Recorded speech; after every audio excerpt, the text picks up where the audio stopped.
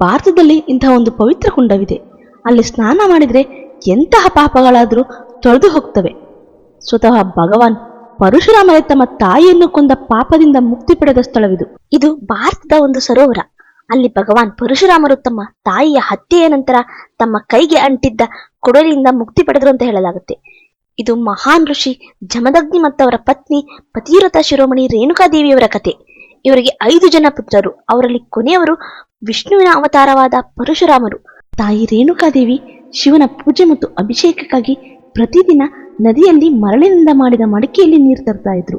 ಅವರ ಭಕ್ತಿಯ ಪಾತಿವ್ರತ್ಯದ ಶಕ್ತಿಯಿಂದ ಆ ಮಡಿಕೆ ಎಂದೂ ಒಡೆಯುತ್ತಿರಲಿಲ್ಲ. ಆದರೆ ಒಂದು ದಿನ ರೇಣುಕಾದೇವಿಯವರು ನದಿಯಲ್ಲಿ ಕೆಲ ಗಂಧರ್ವರು ಜಲಕ್ರೀಡೆ ಆಡುವುದನ್ನು ನೋಡಿದರು. ಅವರನ್ನು ನೋಡಿದ ಆ ಕ್ಷಣ ಅವರ ಮನಸ್ಸು ಮೋಹಕ್ಕೊಳಗಾಯಿತು.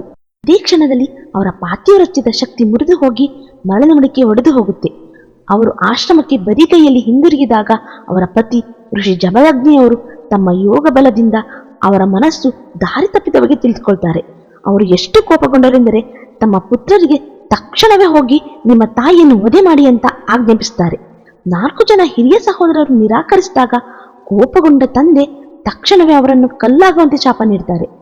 ಇದರ ನಂತರ ಕೊನೆಯ ಮಗನಾದ ಪರಶುರಾಮರು ತಂದೆಯ ಆಜ್ಞೆಯನ್ನು ತಮ್ಮ ಧರ್ಮವೆಂದು ಪರಿಗಣಿಸಿ ಅವರು ಭಾರವಾದ ಮನಸ್ಸಿನಿಂದ ತಮ್ಮ ಕೊಡಲಿನ ಎತ್ತಿ ತಾಯಿಯ ತಲೆಯನ್ನು ದೇಹದಿಂದ ಬೇರ್ಪಡಿಸಿದರು.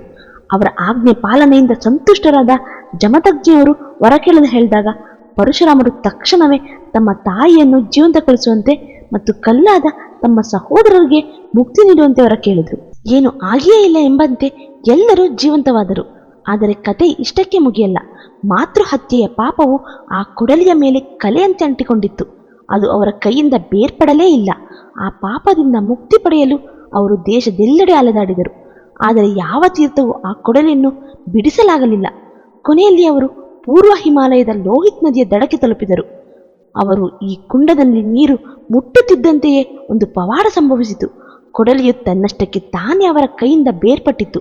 ಇದೇ ಪವಿತ್ರ ಸ್ಥಳವನ್ನು ಇಂದು ಅರುಣಾಚಲ ಪ್ರದೇಶದಲ್ಲಿ ಪರಶುರಾಮ ಕುಂಡ ಅಂತ ಕರೆಯಲಾಗುತ್ತೆ. ಇಂದಿಗೂ ಪ್ರತಿ ವರ್ಷ ಮಕರ ಸಂಕ್ರಾಂತಿಯಂದು ಸಾವಿರಾರು ಭಕ್ತರು ಈ ಕುಂಡವು ತಮ್ಮ ಎಲ್ಲ ಪಾಪಗಳನ್ನು ತೊಳೆದು ಹಾಕುತ್ತದೆ ಎಂಬ ನಂಬಿಕೆಯಿಂದ ಸ್ನಾನ ಮಾಡಲು ಬರ್ತಾರೆ. ಇದು ಸ್ವತಃ ಭಗವಾನ್ ಪರಶುರಾಮರನ್ನೇ ಪಾಪ ಮುಕ್ತಗೊಳಿಸಿದೆಯಂತೆ. ಹಾಗಾಗಿಯೇ ಇದಕ್ಕೆ ಪರಶುರಾಮ ಕುಂಡ ಅನ್ನೋ ಹೆಸರು ಕೂಡ ಬಂದಿದೆ.